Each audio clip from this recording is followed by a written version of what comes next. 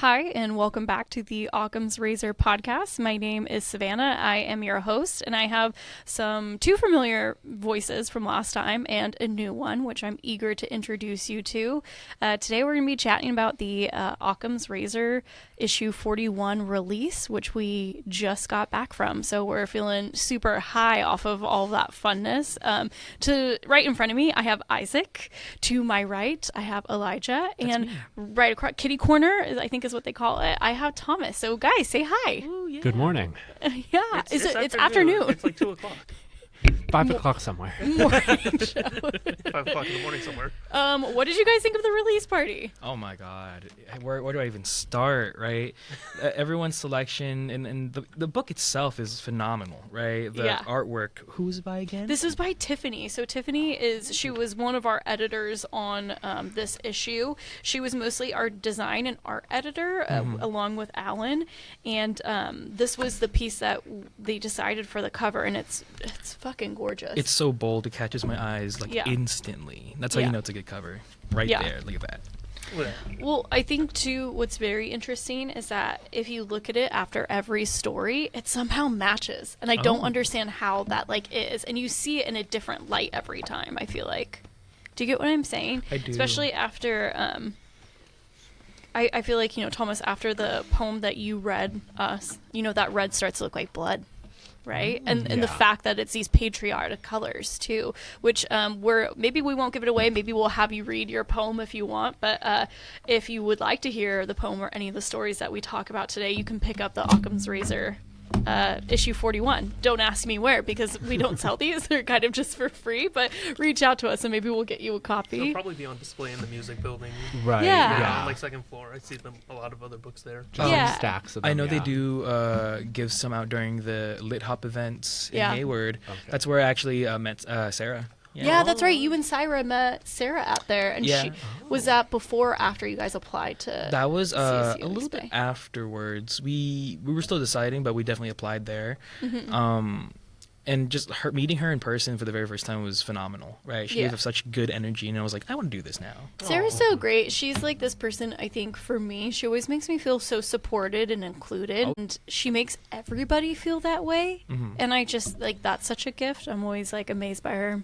I love Sarah. She always comes in with the energy. Mm-hmm. Yeah. In solidarity. She makes you want to put in your best. Yeah, because she'll also, I think to call people out in a nice way is such a skill, and she does. She'll call you out. If she doesn't feel like you're being as honest as you can be, she calls you on it, and it's in such a way where you don't feel like you're being called out on, and then later on you're like, oh yeah, she called me on my shit. Which I think is a great skill. As a professor, she's fantastic. What are our other impressions about the release party? I was surprised by how many people contributed. There were a lot of contributors of varying tones and styles and topics. Yeah. I know. I think that's what's kind of fun about this is that you get to see, different voices. All of us have very distinct authorial voices, and this was something that Sarah said when she got up in between each one. After Youngju, we were like, "Oh my God, that's so Youngju!" It was so her. And Sarah brought that up of that all of our voices are so distinct, and you read our work and you're like, "Oh my God, that's so them." And I really like that about this. Isaac, thoughts? I'm thinking about the buffet spread. Yeah. I'll never get tired of those cold chicken skewers. I also love the pita and the hummus, and hummus I know it is a good setup. I like it because no matter what your dietary restriction is, I feel like there's something there for you. And the fruit's good too. The Go. The Distinguished Visiting Writers event where you tricked me into eating a flower. Oh God, I remember that. First of all, it's not a trick. You ate it, and it was completely edible. You and said were it was fine. edible. Yeah, it was edible. I thought you meant it tasted like No, you can Listen, boys and girls, if somebody tells you something's edible, it doesn't necessarily mean that it's good. It just means that you can eat it. It is edible. There's foam across these walls. This is edible. I could eat it. No, it's not. So- That's not how we define edible, Isaac. Anything is edible if you try hard enough. That should be its own like literary magazine. Anything is edible if you try hard. No, that is the theme of Occam's Razor 42. That's my new nonfiction piece, actually. Yeah. No. It's like, on the back of it, it just says, try and digest these stories. Oh, yeah. Oh, guys, should we create this magazine? Yeah. This isn't a bad idea. Like, Occam's honestly. cookbook. You know what? The amount of things I, as a child, stuffed up my nose or in my mouth could be a creative nonfiction piece of its own. You know? It should. Is that just be your next like submission? Yeah. Yeah. Well, isn't that What did what's you so learn great? from all that?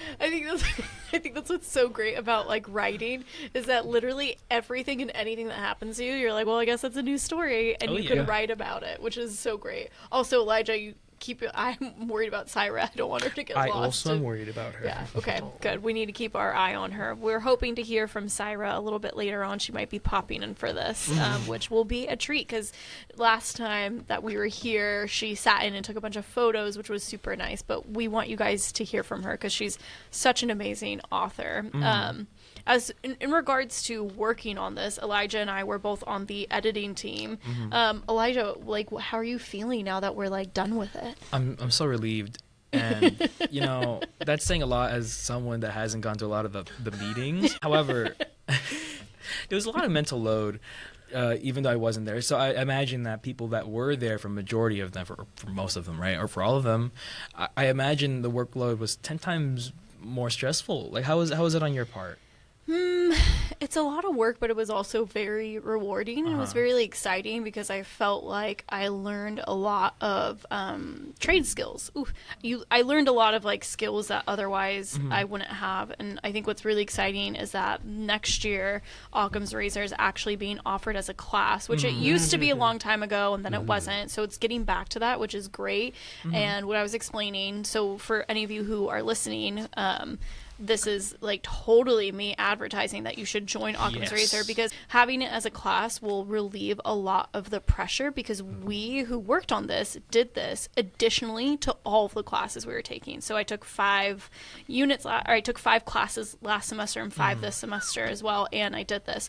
So it was a lot, but I never once was like, oh, I don't want to like do this. It felt so exciting and it felt really productive, where sometimes I think you could be in like classes and you're like, this feels like dumb bullshit, like why am I doing this? Whereas this felt like we were working towards something like extremely tangible, and obviously we did because we have it sitting in front of us now. So it was really exciting. It was real. And I think what was also great is that, you know, for some people, like if you were feeling like, oh no, I got too much on my plate, like can somebody else take over? Somebody was like, yeah, sure, I can do it. And it was great because like I just felt like the labor was split appropriately, of like who can do this, who can do that, and opposed to it being like, well, I expect everybody to pull the same amount of weight. Like, it's not like that.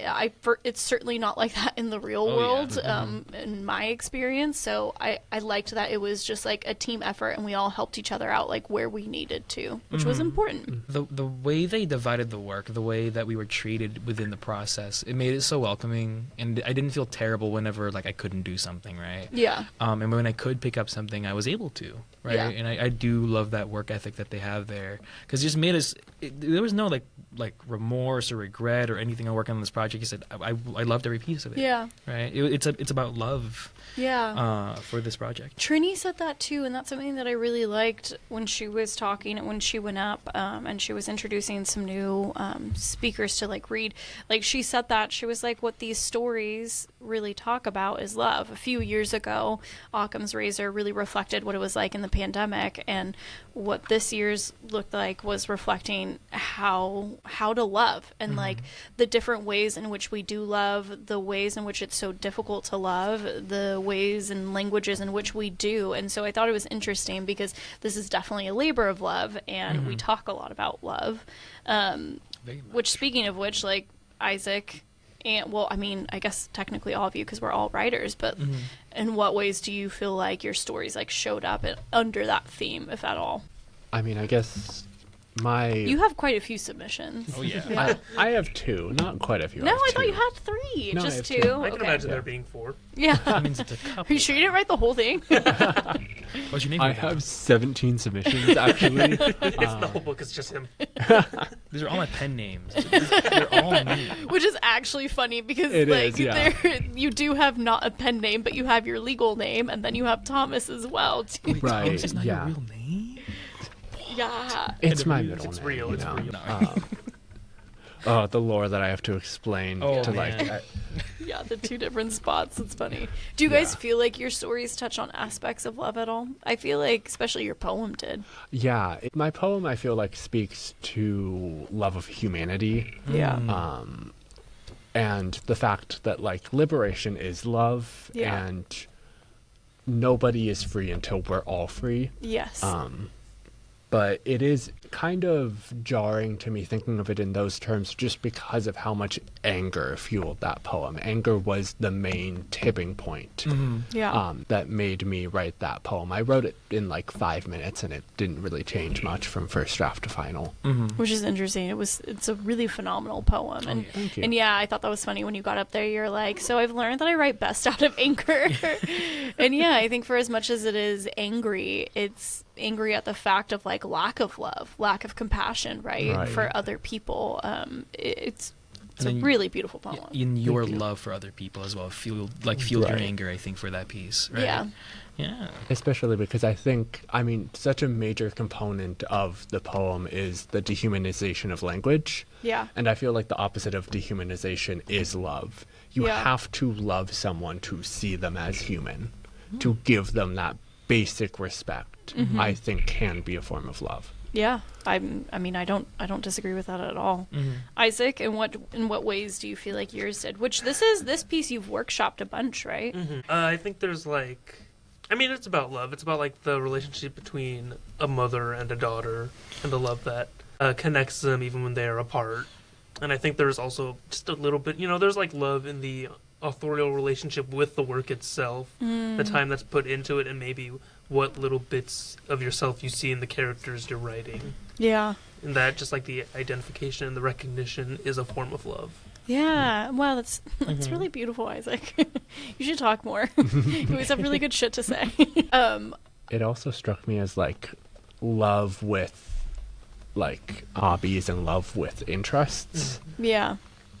Yeah, I think that's a great thing about love is that like it expands into so many. It touches everything that we do, right? Like you said, whether it's a love for a hobby or like literally a labor of love, which is like what we all do is we're constantly laboring like for our work, and we're constantly wanting to make it good, and our work is like always around. I just think that's really funny how you're like, it's been around. Yeah, that's how. The piece that I have in here. That is one of the oldest things that I've written, and I was still workshopping it like up until publication, and I wrote it maybe like the year or 2 like prior. So I think like that's the thing is like these pieces of work, when you think about that, you're like, wait, so I spent 2 years on just one short story trying to like make it as best as it can be. That love, I think, is very interesting because we certainly don't do this because it's fun. In many ways, I don't find it very fun. And yet I still feel the need to, like, do it. Yeah. My piece, even though it's not here, I did read it for the launch party. I sat on that piece for such a long time because I wrote it when my grandfather passed. And he and my grandmother are very, very big sweethearts. Like, they only had one relationship, and it's them, right?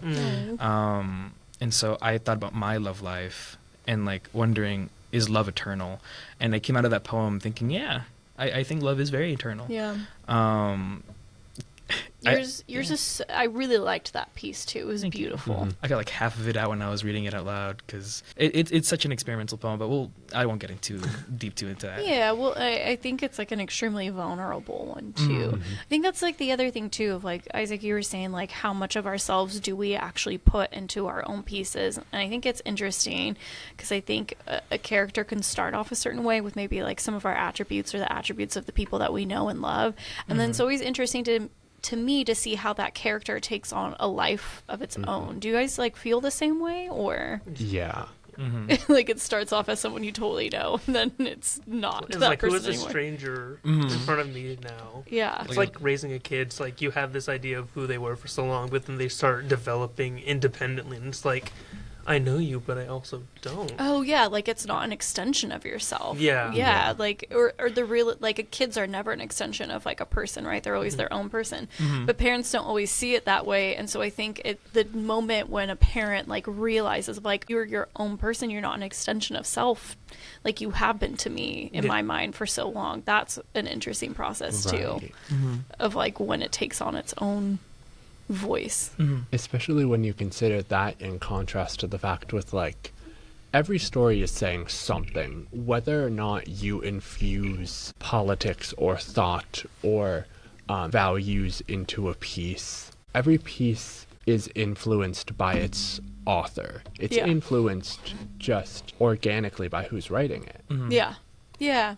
I don't know about you guys in your like writing process, but often for me, I find like some of the things that my like best writings are always from a place where like I don't really know where it's going, and I'm like, I have to write something because I need to turn something in for a workshop. So like I need to do something, and I'll create something not really fully understanding what it is that I'm trying to articulate, and then I start writing, and then I read it, and I'm like, oh shit, I articulated like a very interesting thing there. Like it's for me, what I'm saying is like I don't know where a story's going. I have no idea where it's going, and I don't know what it is that I'm trying to say until I actually start doing it, which is weird because a lot of times I want to go into writing feeling confident, feeling like, oh, I know where this is going to go and it's going to do X, Y, and Z, but I don't ever feel that way, so I don't write as much as I would like to because of that. Do any of you have like a similar experience? I actually have the exact opposite. Yeah? I can't go into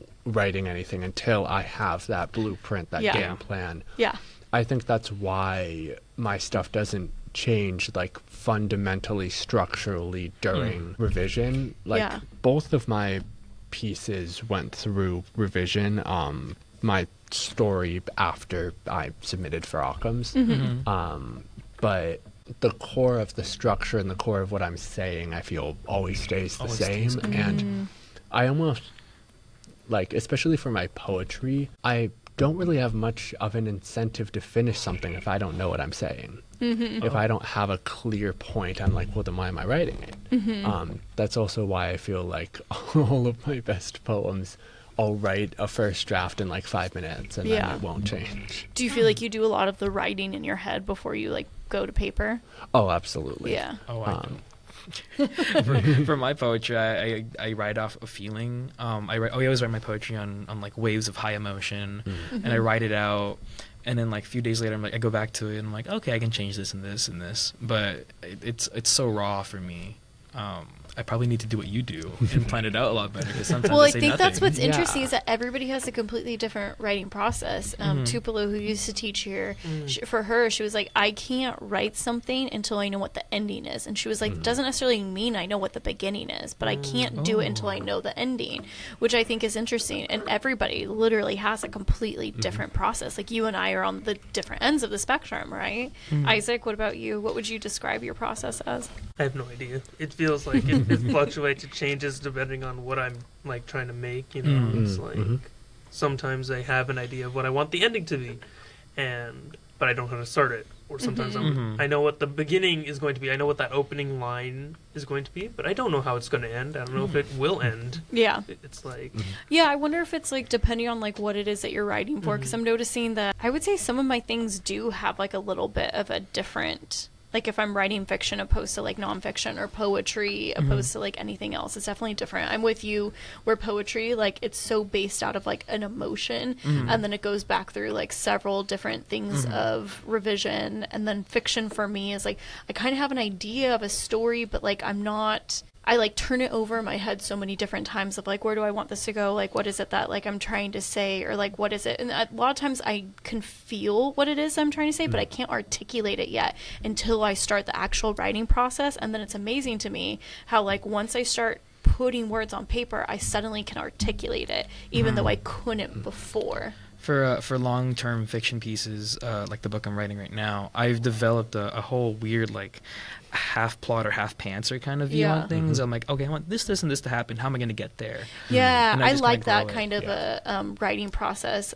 Some people, I think screenwriters too, will write themselves. They have like an outline. But one thing that I do think is really interesting is writing yourself into a plot hole, and then reversing and being like, okay, how can we get out of it? And then, and I think that's an interesting practice because it could show you where potential holes are so that you don't fall into them, which is very interesting. But again, I think like what you're saying is it depends on how long the piece is, because especially if you're doing something that is fantasy or sci-fi based, like you have to have, or maybe you don't have to, but like, you know, the organization, the organization, a lot of people require that you have everything like mapped out beforehand and that you organize it and that you have like an index. Like, I wonder if there's any like fantasy or sci-fi author that doesn't have those things. The one thing that sucks about learning story structures and like the ins and outs of like the craft in theory, right, is you can never watch a movie or read a book the same because you're like, oh, that's the climax, that's the ending. I'm like, and you'll never be blind to it again. Your eyes are always open. And you'll be disappointed when something you know should happen doesn't. Doesn't happen. Like, okay, here's the Dark Night of the Soul, and then it doesn't. And then I'm like, well, the hero didn't face enough. Or like sometimes I'll watch something and I was like, oh, I was so close to being perfect, but I was like, because I love a delicate line of things depending on what it is. Like dramedies are some of my favorite things to like watch, and to me, a dramedy, a drama, comedy, there's a super fine line that you have to trail the entire time, and like the delicateness of falling off into something offensive or into something funny is so interesting. If you guys have to get going, totally. I'm just gonna go look for her. I am worried about Syra. Any signal in here. Probably not. Yeah, I'm wondering if she like remembers where we are. Oh gosh. I will potentially be back if I don't remember me. Thanks, Elijah. Please find our friend. Elijah's gonna go and try and find Syra. She had to repark her car, and we record technically in a basement, so we're not 100% sure if we have service down here or not. But I think a dramedy, like the line in which you walk is so specific, and there's so many different things from even just like camera angles or like plot that make a huge difference in it, or things that set the tone and having to maintain like a consistent tone. That's not very different from what we do as writers and maintaining tone. I think for me recently, trying to write things is I'm trying to write in a non-westernized way, and that's so hard when you have a westernized brain. So like, I don't know, I guess like experimenting with different ways of writing a story is really difficult, but then also like liberating, and I feel like in a way it's made some of my more westernized writing better. I don't know if you guys like experiment with like different like storytelling techniques, because I think for the most part we're all kind of genre writers, right? Yeah, I'm a horror writer. Yeah. And erotica, right? Or is that? Oh no, is that on blast? Sorry, I meant like. Or do we could cut that part out? Give it a pause and we can cut it. Cut it in post. No, that just cut me off. I don't know what Julius can hear us talking. No, but yeah, also erotica, but like those are they're two very different genres, but they are genres. And I mean, I haven't written horror erotica yet, but maybe it's on the horizon. Yeah, I feel like that's got to be a thing. I mean, like slasher films are so borderline horror erotica. They like, are. Also, like monster romance is a thing. Yes. What if the killer takes his shirt off? What if he does that instead? Well, or like, and I think like the big thing about slasher films is like the sexualization of like the woman. Yeah. And like the last girl is always like such a thing. So it is interesting to me because I feel like the line, it's there. Like, I feel like horror erotica is for sure like a thing. Yeah, I mean, even like that was satirized like 20 years ago now in Scary Movie with the first scene where she's like running from Ghostface and all of her clothes suddenly come off as the sprinklers come on. Yeah, there's definitely an intersection between the two genres, but so far I have kept them separate. What a fucking classic, which I think they're saying that they're like redoing it, right? They are, yeah. But like genre writing is like so specific, especially if you have like, if we're westernized genre fiction looks like a very specific way. Mm-hmm. And Isaac, you write a few different genres, right? I suppose. Like you write sci-fi. Yeah, a little bit. And what else? I've like sort of tried dipping into fantasy a little. Just a little bit. Yeah. I think they're like similar, not like the same, but like I feel like there's a lot of overlap. Yeah. Between those two.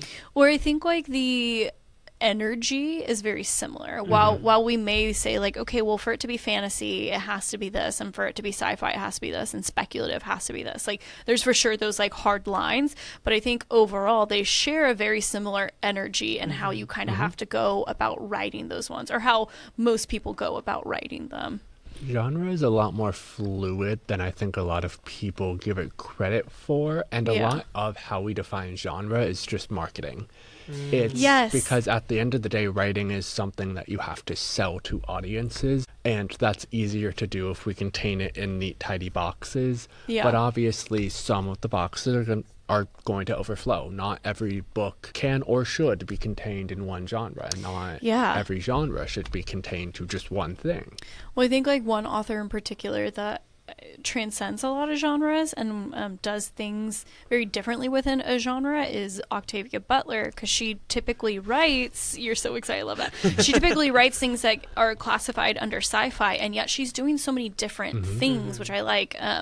One in particular was, what is the one where she time travels? Kindred. Thank you. Immediately. Yes. She's one of my favorite authors. She is such an amazing like author. Like, I'm always just so impressed by her works. I'm reading Dawn right now, but Kindred is very interesting because she doesn't go into explaining really how the time travel works. Like, we understand what brings her back to the time travel, but the time traveling itself, we don't it's not the science part that's explained about it, because the science part isn't the important part about it. And I'm recognizing a very similar thing in Dawn, of like, there's a lot going on in Dawn that is scientific, but it's not the science part that's important. The part that she's trying to make that is important is these big humanity questions. And I think that's what's so amazing about her writing, of like, whereas I think most sci-fi writers would be told of like, you have to explain the science of this, or you have to like come with a theory. I love that she's like, fuck it, I don't have to do any of that. Like, I'm going to tell this story. It's going to have sci-fi elements. It's going to have speculative elements. It's going to have all these things,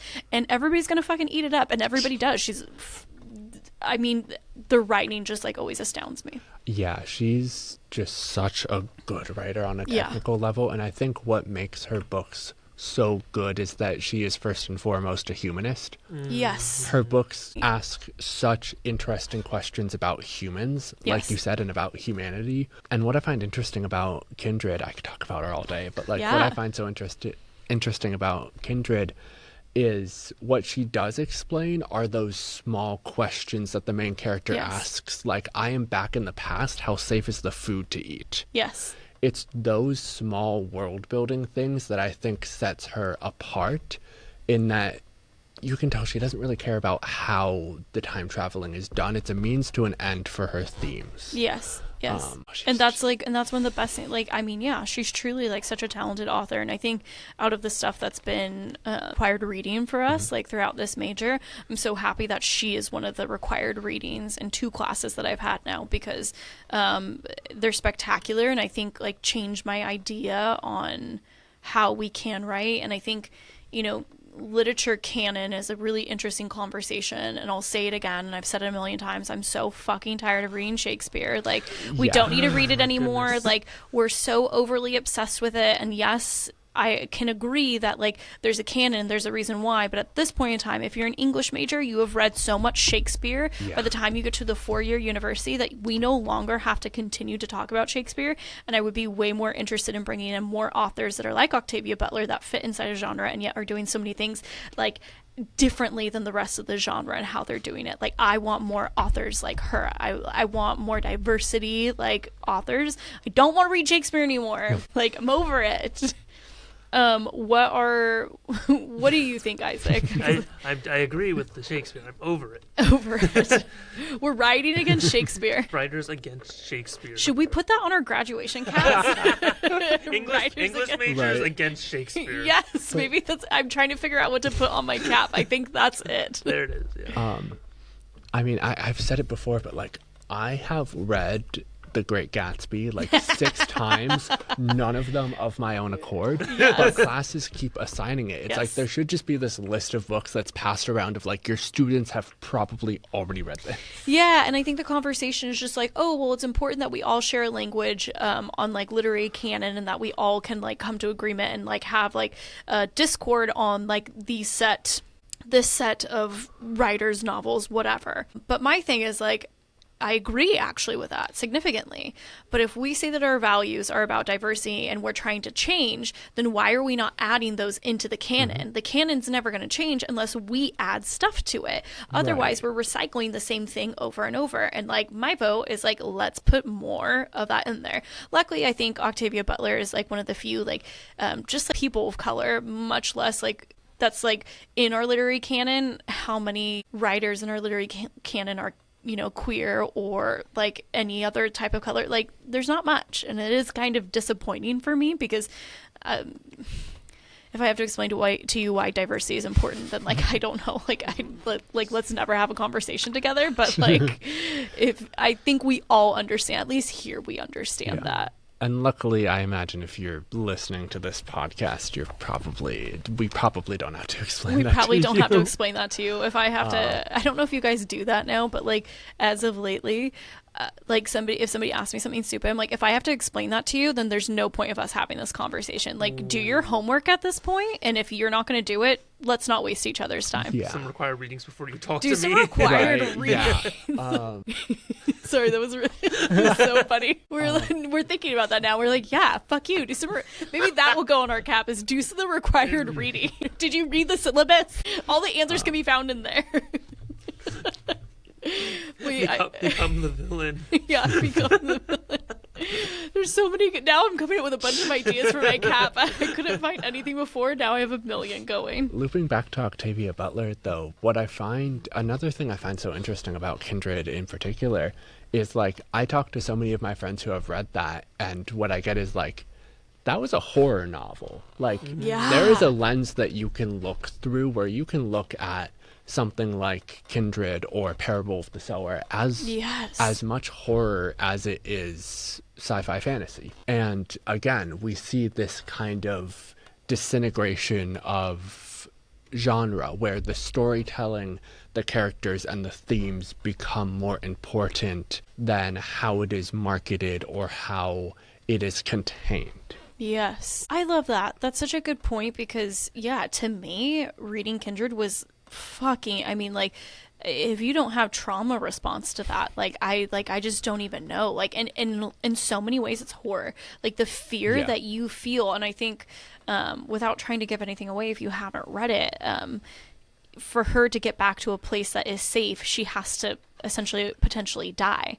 And the entire time we want our character to just like get back to her safe space. Again, I'm trying not to like give too much of the plot away, but then you also have to be like, oh my God, that means she has to kind of get close to dying to get back to the safe place. So like the amount of anxiety that is like filled when you're putting yourself in like that main character's like shoes is so intense. And I mean, fuck, that's such a good point. I feel like we could spend probably an entire podcast. I feel like we can have a whole podcast themed around Octavia Butler. I think he would love that. There are multiple actually that are about dissecting Octavia Butler's work. And specifically, there's one, I can't remember it off the top of my head, but it's specifically dissecting Parable of the Sower and its sequel, Parable of the Talents. Isaac, in any ways do you feel like your writing like transcends like more than just like the genre in which like you would commercially place it in? I haven't given that much thought. I'm not necessarily writing just for a specific genre. You know, I'm just writing what comes to mind, and if I can push and pull the boundary of that a little just so I can get my creative thoughts out there, then I will. Yeah. But it's not something I'm like, this is my story. You can put it in this box, and I'm glad to have it there amongst some other works placed there, but it's also just going to be whatever the hell I want it to be. Genre feels so stupid sometimes. Yeah. Like, it really does, because, like, I can be like, oh, I like this genre, and then there will be, like, 10 books, and I'll be like, but I hate that one, I love this one, this one's just okay. Because, like... This one's just so different from the rest. Yeah, because, like, it comes down to specificity of, like, even just, like, writing style, or even just the way, like, because some things are going to read a little bit more, like, corny other. Like some things, like, so I read a lot of like the rom-com genre, and some things come out like so corny, and I'm like, ooh, that's not really my style. Or sometimes like in the romance there's like dark academia where I'm like, there's been plenty of dark academia that I've read that I'm like, oh, that's really good. And then there'll be other dark academias where I'm like, I'm really scared for society. Like that was a little too dark. Like, and is this author on the streets right now? Yeah, and it had nothing to do with the genre. It had everything to do with the writing style and like what was chosen. And so in so many ways, like, I mean, genre is so stupid. So like in so many ways, and I think like this is really topical because obviously Cowboy Carter came out recently, Beyonce's country album, and so many people are really upset about it, and trying to define what country genre is. And something that I think is really funny that my husband and I talk about, we're not like a Morgan Wallen fan, but he's like this big thing in country music, and to me his music isn't even like, or it's certainly not the country I like to listen to. So then to hear criticism on Cowboy Carter, and you're like, okay, how about this? If Morgan Wallen was black, I guarantee he wouldn't be country anymore to these people who listen to him. But it literally has everything to do about like what he looks like and like how he is marketed as a person. So that's why genre is stupid, because in so many ways, like genre, it gets a little elitist, I think. It gets elitist, like, it's not just the and art, racist, but the artist that gets a lot of the focus. Yes. It's like, you don't look like all the other artists who have produced something of this genre, so we're not sure if your work really reflects the definitive like traits of the genre, but it's like, but it does. Yeah. And I do feel like there's also a hostility that comes from being a black artist in country, and B, coming from another genre. Yeah. Because I mean, being a black artist overall isn't fucking easy, and then you add on all these like layers of like racism, and then like for Beyonce, like sexism on top of it too. Like it's so messy, and it's so stupid. Darius Rucker has also talked about how much racism he's experienced coming into the country genre when he first appeared on the scene from Hootie. God, I fucking love Darius Rucker. I love him. I love him. Actually, thanks for bringing that up. I like haven't listened to one of his songs in a long time, but like so now good. I have to. Yeah, that'll be the music we play for this episode. Please, Hootie's forgotten Hootie for second, life, right? The forgotten second. But what I love about any album, but especially Cowboy Carter, is that she arrives at this new genre without losing any of her own style. Yes. She does not want to conform to a set of rules. Yeah. Well, and I think like the big thing for a long time that's always separated country music, or that like people like to call country music, is that they're like, oh, it's storytelling music. And I 100% believe like it started off as storytelling music. Well, this album 100% tells a story, as does all of her albums really before this, like Lemonade, like all like Renaissance, like all these, like they really are storytelling. Like she is taking us through like 16 Carriages, like all of these songs are taking us, it's really great storytelling. And so I'm like, if that's the central core of any of it, no matter how it sounds, then that's country music to me, especially considering like there's so much shit that doesn't even sound country anymore, but because it's sang by a white guy from the South, they're like, well, it's country music, and you're like, is it? I don't hear the story there. It's about Applebee's, like get wrecked. You know, it's like, I think there's such a good story in Broadway Girls by Morgan Wallen. And again, like, if people like that music, fucking more power to you. I'm happy if you like it. But don't try and say that something isn't this enough if you're, like, I don't know. If you're already listening to something and it's, like, maybe pushing the traditional boundaries of, like, what country music is, but you like it, then that's great and cool. But if somebody else comes up and you're going to be like, well, they don't count, and you're like, explain to me the difference and who's being more country here then. Like, God, I don't know how I got on that rant. I mean, like, really mad about it. Well, I mean, music genres and book genres share a lot in that... In common, yeah. Neither really matters except for marketing. Yeah, like, it's really true. I mean, we had the same conversation about rock music. It's like, oh, X, Y, and Z isn't rock. And it's like, yes, there has been a dynamic shift as to, like, what mainstream rock sounds like. But to say that some of the... I mean, for rock specifically, to say that some of the biggest songs coming out of the rock scene aren't rock. Like, whether or not you like it, Imagine Dragons is rock. You know? Like, it's just, it does, a lot of the time when we are defining genre, it seems more exclusionary than it does inclusionary. And I think Cowboy Carter is a great example of that. And you know what? I think, too, genre is like a way for us to like organize something neatly, because that's what we like to do as humans, right? We like to label things because we're like, oh, this is how we can fit it in our head and move on with our day. And I think the more we try and separate like simplicity and the more we embrace things that are complex, the more evolved as a species we would be. But yeah, this is like our way of trying to like make things simpler, because like that's apparently like what we want to do. And that was something that I brought up when I talked about this release party, when the other editor-in-chief and I got up there. I brought up if anybody knew what Occam's razor was, because I didn't know what that meant for a really long time, and now that I had some time to look it up, I looked it up.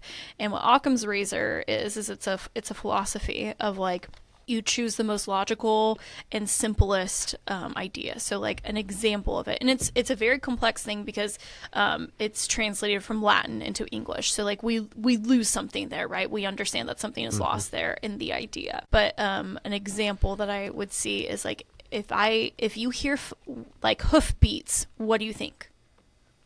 Horse. Great. More likely, but more likely you're going to choose a horse instead of a zebra. But why is that? It's because we're Americans and we're around horses, right? So and this is why I don't like this philosophical theory, because I'm like, well, that depends. For us, that was the most logical answer that didn't need any more explanation. So like, and that's the idea behind it, is like things that don't require unnecessary explanation. That's Occam's razor. Occam's razor like theory. But if we talk to somebody who is from the savannah in Africa and we say, hey, when I say hoofbeats, what do you think of? They're going to say things like antelope, zebra. Like there's other things. So that have hooves. Exactly. Yeah. So to me, I'm like, well, that's just a bad theory then, because it matters who you're asking the question to and like where you are. So like in some ways it's interesting because like, okay, if we're here in California and I say hoofbeats, we're going to think of horses. If we're hopefully somewhere in the Sahara and I say hoofbeats, we're going to come up with like camels. But the idea is like coming up with the simplicity thing. And Sarah, I talked to Sarah and Trini, and we don't know like who named it. But what I was saying is, going back to the simplicity and complicatedness, is what we do as writers is that we're embracing complications. We're embracing things that are super messy. You see that in this edition, like so many messy relationships that we're kind of exploring with, so much love with imperfect people, so much bad relationships with imperfect nations. And I think it's funny that it's Occam's, because in so many ways, to me, this is irony. This is named ironically because we do the thing as writers, which is resistance, which is to lean into complication and not try and find the simplest answer, because that doesn't make it the right answer. I think that's such a good point. Like, that was so eloquently put. Thank you. Now I am going to make a joke. Like, if you ask a British person, if you say to a British person, hoofbeats, they're going to say, coconuts that you smash together. God. Okay, wait, hold on. Do we have any other jokes? Is that like a colonizing joke? No, that's a Monty Python joke. Oh, I didn't know that. Now I can assume it. Yeah, because... Can we make it a colonizer joke? Because they're like the mega colonizers of the world. Pretty much, yeah. That joke is, you kind of just have to say British and people get it. Okay, like, I love that. But no, like, yeah, because... This is a tangent. It's one of the Monty Python skits. Yeah. At the beginning of Holy Grail, they didn't have the money to rent horses. So when they're riding up to the castle, they're banging together coconuts. To simulate hoofbeats. I love that. It's funny that it was like, I mean, and we talk about like the complication of ideas. Yeah. But I'm going to turn this joke into like an eloquent point now. Yeah. But like, what's so interesting about that scene is it's one of like the most notable scenes in all of Monty Python. And it was done because they couldn't get horses. That joke is in there simply because they could not afford horses. They took such like a straightforward scene and made it comedic because they had to. Yeah. Because they were like, well, they could either walk or we could make a joke out of it. Because it was necessity. There was need for it, right? And right. I think going to us, tying this to the bigger idea, is that we all write out of necessity. Things, I think, happen to us and there's no way for us to control it, and this is like our response to like that lack of control, is like trying to take control over our own narratives at the very least. I promised you guys only 30 minutes and I've kept you a little bit longer. Do you guys have any lasting thoughts, ideas in regards to Occam's or in regards to your writing?